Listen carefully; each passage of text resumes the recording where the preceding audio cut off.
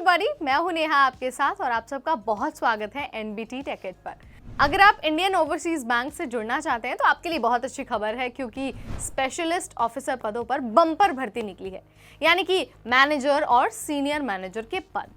अगर आपको अप्लाई करना है ना तो आप बहुत सही जगह पर हैं, क्योंकि इस वीडियो में हम उसी के बारे में डिस्कस करने वाले हैं। यानी कि हम आपको बताएंगे कि योग्यता क्या होनी चाहिए, सिलेक्शन प्रोसेस क्या होने वाला है और साथ ही सेलेक्ट होने के बाद सैलरी कितनी मिलने वाली है। तो चलिए शुरू करते हैं।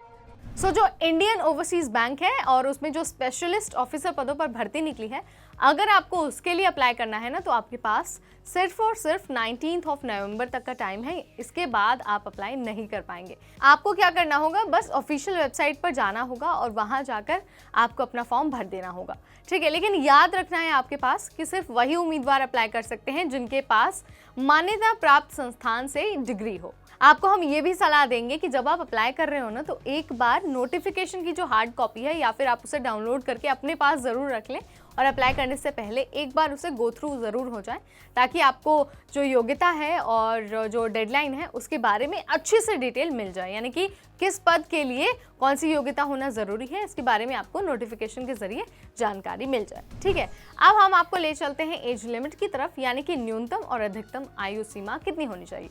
अगर आप इंडियन ओवरसीज बैंक में स्पेशलिस्ट ऑफिसर बनना चाहते हैं तो आपके लिए मिनिमम एज लिमिट 25 ईयर्स है और मैक्सिमम एज लिमिट 40 ईयर्स रखी गई है। अगर आपकी एज इससे ज़्यादा या फिर इससे कम होती है तो इस बात का ध्यान रखें कि आप अप्लाई नहीं कर पाएंगे। बेटर है कि अप्लाई करने से पहले एक बार नोटिफिकेशन अच्छे से चेक जरूर कर लें। और जैसा कि हर सरकारी नौकरी के लिए होता है, जब आप आवेदन करते हैं, जब आप फॉर्म भरते हैं तो आपको फीस भी भरनी होती है और फीस जो है वो कैटेगरी वाइज डिवाइडेड होती है। यहाँ पर भी सिमिलर सिचुएशन है।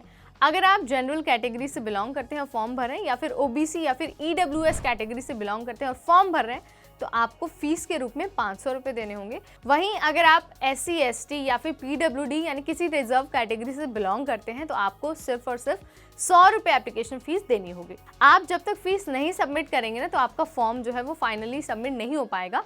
तो फॉर्म भरने के बाद फीस ज़रूर सबमिट करें और फीस सबमिट करने के बाद जो आपका फॉर्म है उसकी एक हार्ड कॉपी भी अपने पास रख लें, ताकि फ्यूचर में अगर ज़रूरत पड़े तो आप उसका इस्तेमाल कर पाएँ, ठीक है। अब क्या हुआ कि फॉर्म भी भर दिया, फीस भी भर दिया और उसे फाइनल सबमिट भी कर दिया, लेकिन सवाल आता है कि भाई सिलेक्शन कैसे होगा स्पेशलिस्ट ऑफिसर पदों पर।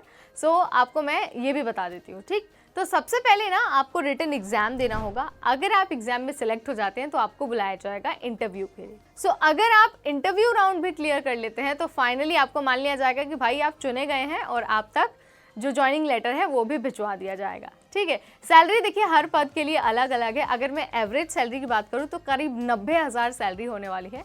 हालांकि जिस भी पद के लिए आप अप्लाई कर रहे हैं एक बार उसकी सारी डिटेल्स ना नोटिफिकेशन में चेक कर लें, ठीक है।